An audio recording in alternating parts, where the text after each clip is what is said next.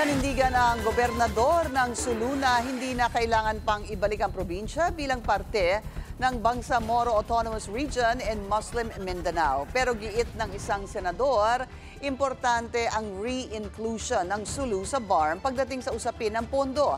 Narito ang agenda report ni Agatha Gregorio. Buo ang loob ni Sulu Governor Sakurtan, hindi kailangang ibalik ang probinsya sa Bangsamoro Autonomous Region in Muslim Mindanao. Kanina dininig ng Senado ang panukalang pag-amyenda ng Bangsamoro Organic Law, partikular sa pagbalik ng Sulu sa BARM.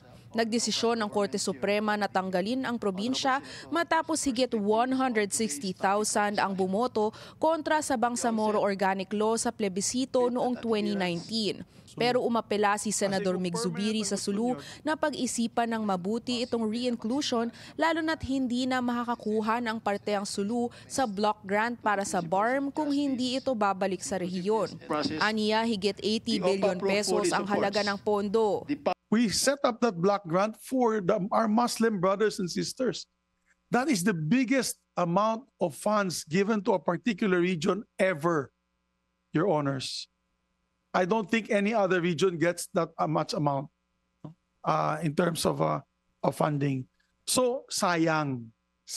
Kaya ang tanong ko sana is, do we want to make it permanent na hindi talaga makakasama ang Sulu? Dagdag ni Zubiri na sa 6,000 tao ang maaaring mawalan ng trabaho dahil ganyan karami ang empleyado mula Sulu na pinapasahod ng BARM. Thank you for the concern, Senator Zubiri. But then, speaking about the block grant, it's a choice between respect, dignity, and money. We would like to think that the national government will never abandon any province. Never. Dagdag nitan na sa 16.3% na lang ang poverty incidence sa Sulu habang karamihan ng mga probinsya sa BARM ay nasa 30 o 40% pa.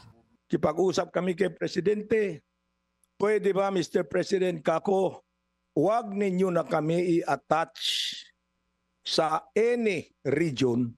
We want to try to stand alone. Kasi you go to another region, you are attached to there, the regional directors are attending to so many provinces. How are we going to accelerate or to double time the loss time for development?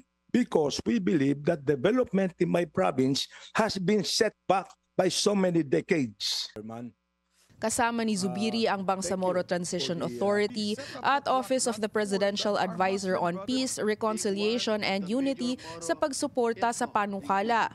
Ang National Commission on Muslim Filipinos naman, hihintayin na lang daw makita kung paano mabubuo ang batas.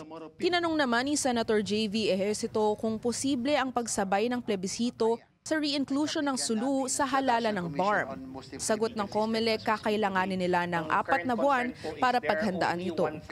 Para sa agenda, Agatha Gregorio, Billionaire News Channel.